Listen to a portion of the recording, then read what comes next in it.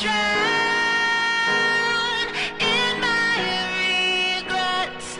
I can't take back the words I never said.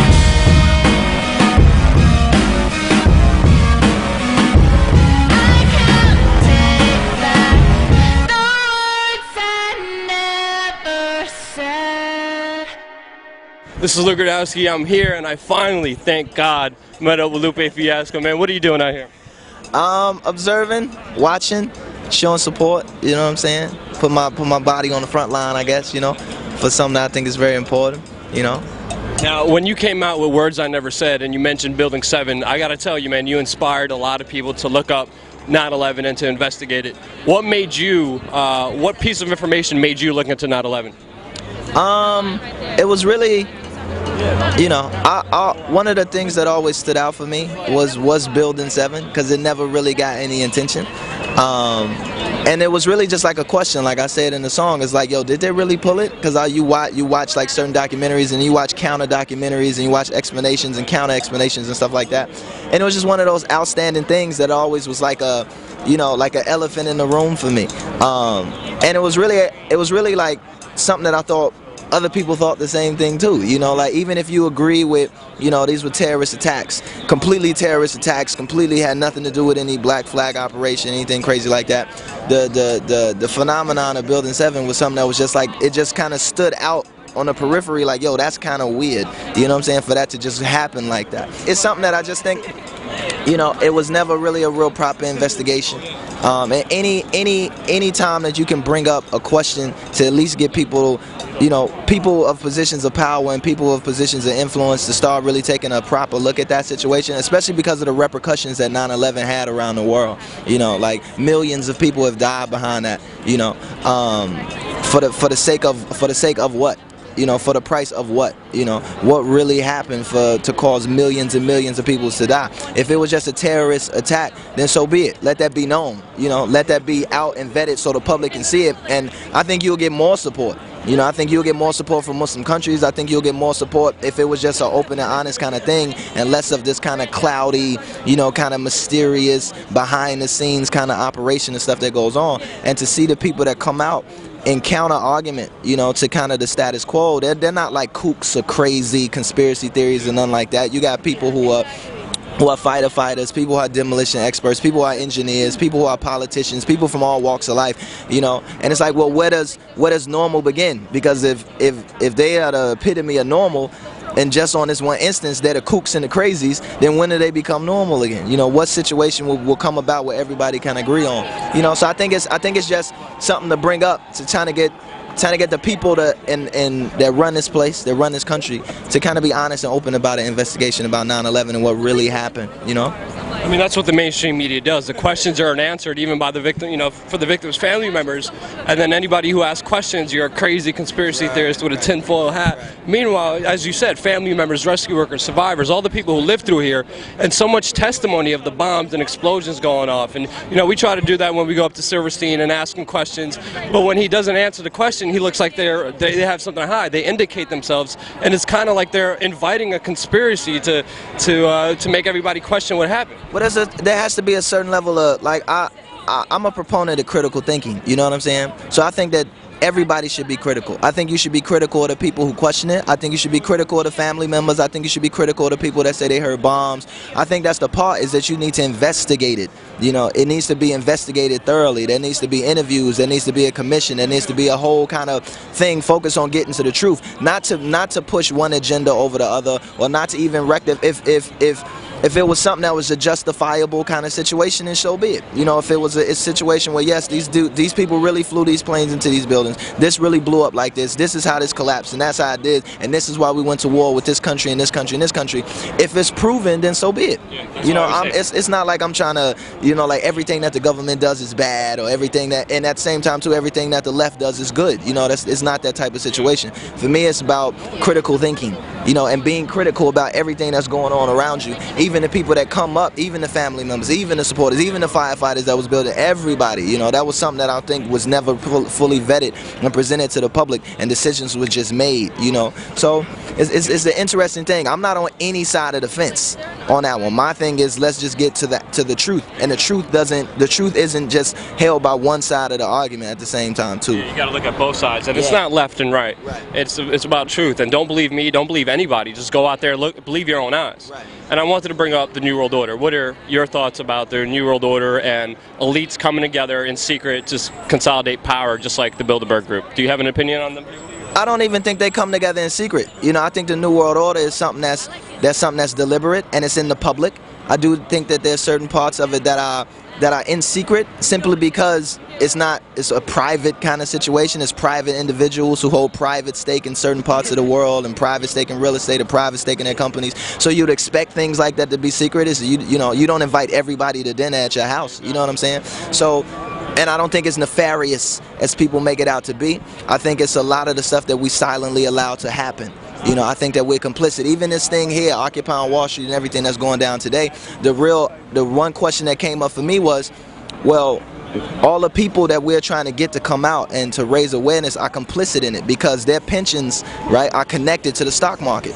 You know, their 401ks are connected to the stock market. Their retirement plans are connected to the stock market. You know, these are people, when you go in and you see those commercials for like Morgan Stanley and stuff like that, and you want to get a portfolio and you want to set up something for your kids or something like that, or you want to invest in something, you're investing into the stock market. You know, when you get your portfolio back, you got a little share of McDonald's, a little share of Apple, a little share of this, a little share of that. And that's the majority of people. You know, that's not like some lunatic fringe, or that's not like some leftist or rightist conspiracy or nothing like that. Those are regular, normal people who go to work 9 to 5, come home, watch TV, watch Dancing with the Stars, lay down, go back to work the next day.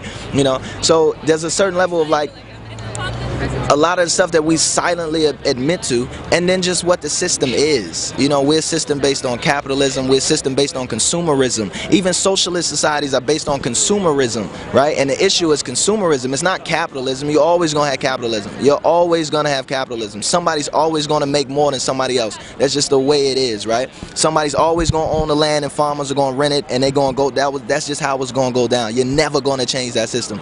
But what you can attack, and what needs to be questioned, is consumerism, materialism, right? Our addictions to certain things, right? As a people, as you, me, everybody here, the people that are not here, the people that are in the offices looking down, the people in their houses, the people who are anti-protesting up the street, everybody at the end of the day is addicted to materialism. And that solution comes within us, because as soon as we start taking the money out of the big banks, as soon as we stop supporting the corporations that are doing wrong, they're nothing without our consent, and we're allowing this to happen. Well, at a certain level, bro, you got to look at the products they produce.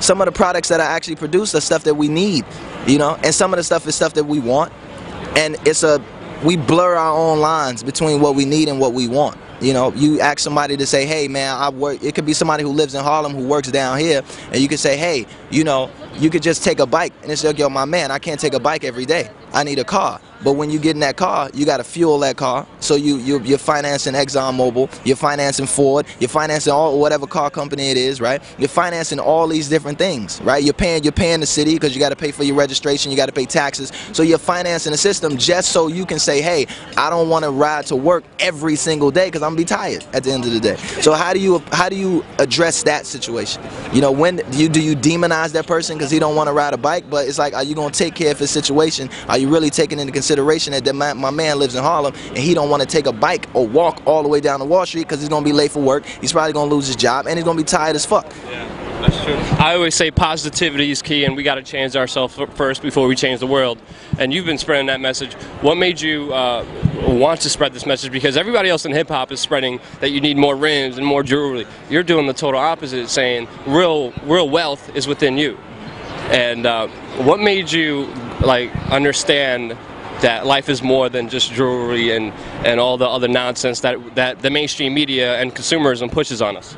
Well, as I sit here with a Rolex on, you know what I'm saying? There's a certain level of like the things that I allow, and the things that I'm complicit in myself, and the things that I fight against, you know, and the things that I don't do. So I'm not up here like, yo, I'm completely 100 non-materialistic and I'm a Buddhist monk walking around, because that's definitely not the case. There's certain things that, certain initiatives and certain things that I see that I can lend myself to, or lend my ear to, or lend my body to, and come out here on the front lines and support, then yes. There's certain things that that are out here that go completely against me. Like, are there people, if they came up to me and say, hey, why you got that Rolex on, I'm an elitist pig from, you know, what have you, you know? So there's a certain level of like hypocrisy, you know what I'm saying? A certain level of like a little bit of this, a little bit of that. These two opposing kind of forces coming together to make people who they are, right? The duality of mankind, right?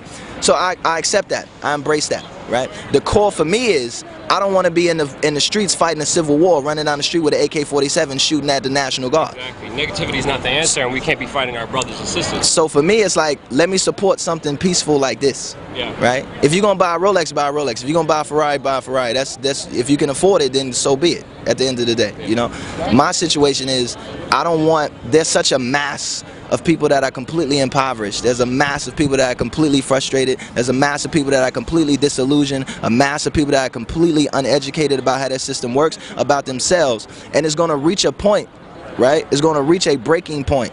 And when that breaking point happens, I don't want to be living in a bunker for 15 years, eating dried food and, you know, and shooting at people to keep them away from my house and shit like that. I don't want that. So while the opportunity is now, and we have things such as this, and we have things such as the internet, and we can propagate the information, and I have my celebrity as a musician, I want to push that. You know, I want to push people to be educated and go out there and read this book and check this book out. Pedagogy of the Press, go get that, read that. You know, like, understand exactly what's going on before we act. You know, and before this shit blows up, you know, because it's gonna blow up, and nobody's denying everything. That's why they have. That's why every time you turn on the Sports Center, there's a fucking commercial for the Navy. You know, there's a commercial for the National Guard. You know why you think that medal, like Call of Duty, is the biggest game ever? Every time it comes around, you got millions and millions of people. Come watching you see. Tahrir Square comes to Freedom Plaza. It's not something where the master, the powers that we are naive to. We should be naive to.